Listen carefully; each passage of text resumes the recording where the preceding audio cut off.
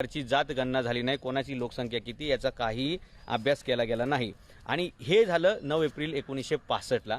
त्याच्यानंतर काय मामला झालाय तो महत्त्वाचा आहे। मंडल आयोगाच्या वेळी मंडलपेक्षाही मोठा घोटाळा या महाराष्ट्र राज्यामध्ये आरक्षणाच्या भानगडीमध्ये झाला आणि तो घोटाळा 23 मार्च 1983ला झालेला आहे।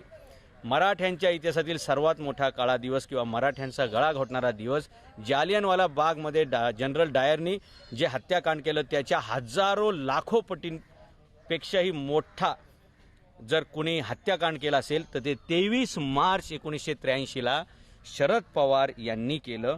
आणि शरद पवार हे महाराष्ट्राचे मुख्यमंत्री असताना त्यावेळी त्यांनी डायरेक्टली ओबीसीचं हे जे 11% आरक्षण होतं त्याच्यामध्ये हे लेवा पाटील, लेवा पाटीदार, लेवा कुणबी अशा 3 जाती फक्त एका ओळीच्या शिफारसीनं एका डेस्क ऑफिसरच्या शिफारसीवरती त्यांनी त्यात ॲड केल्या। ओबीसीचं आरक्षण 11 वरून 14% गेलं होतं, ते त्यांनी शरद पवारांनी डायरेक्टली 14 वरून 30% केलं।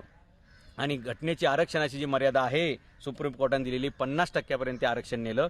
म्हणजे जे आरक्षण ऑलरेडी त्यांना 11% दिलं ते 14 वरती नेलं आणि राहिलेलं जे 16% मराठ्यांच्या हक्काचं बाकी होतं ते सुद्धा शरद पवारांनी ओबीसींच्या घशामध्ये घातलं। आणि 1982ला 83ला 23 मार्च सगळ्या मराठ्यांनी लिहून ठेवा ही तारीख, 23 मार्च 1983 हा मराठ्यांच्या इतिहासातील सर्वात मोठा विश्वासघात आणि पाठीमध्ये खंजर खुपसणारा कार्यक्रम झाला। आणि म्हणून मी जे पूर्वीपासून सांगतोय की मराठ्यांच्या पराभवाला, मराठ्यांच्या परिस्थितीला आणि मराठ्यांच्या दुर्गतीला जर जबाबदार कोण असतील तर मराठा राजकारणी आहेत आणि त्याच्यामध्ये सगळ्यात मोठं नाव आहे शरद पवारांचं।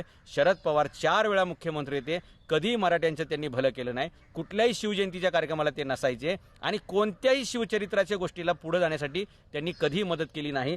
जन्मभर त्यांनी ओबीसीचा दाखला वापरला। त्यांच्या निवडणूक आयोगाच्या कागदपत्रांसमोर तुम्हाला हिंदू माळी, हिंदू धनगर, हिंदू तेली असं काय दिसत नाही, हिंदू पण दिसत नाही, फक्त ओबीसी असं दिसतं मित्रांनो। आणि या माणसाने ओबीसी सर्टिफिकेट स्वतः वापरलं, ओबीसीचे स्वतःमध्ये नोंद केली आणि आयुष्यभर मात्र मराठ्यांना मराठा आहे असं म्हणून फसवलं मित्रांनो।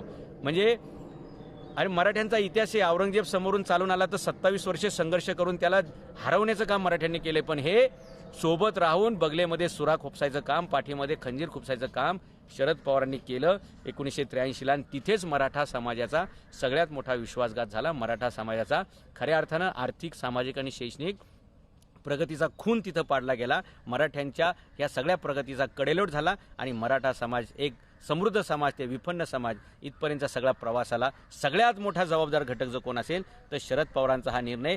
जो मराठ्यांच्या वाट्याचं 16% आरक्षण होतं ते सुद्धा त्यांनी या ओबीसींच्या घशामध्ये घातलं आणि जे पहिलं 11% दिलं तर त्याचीही जनगणना नव्हती, त्याच्यानंतर आणखी जे 4% वाढवलं त्याचीही जनगणना नव्हती आणि कोणतीही जनगणना नाही, कोणत्याही आयोगाची शिफारस नाही, कोणत्याही प्रकारचे कायदेशीर त्याच्यामध्ये बॅकअप नसताना एकतर ओबीसीना 100% आरक्षण, 11% लोकसंख्या असताना 10% आरक्षण आणि त्याच्यानंतर डायरेक्ट 14 वरून 16% वाढवून 30% केलं गेलं। म्हणजे जे मराठ्यांच्या हक्कांचं होतं ते मराठ्यांना अजिबात त्यांनी शिल्लक ठेवलं नाही। आणि आता जो वाद उभा राहिलेला आहे तो हाच वाद आहे की मराठ्यांना कुणबीमध्ये घेणं, ओबीसीमध्ये घेणं आणि आरक्षण देणं जे त्यांच्या हक्काचंच आहे।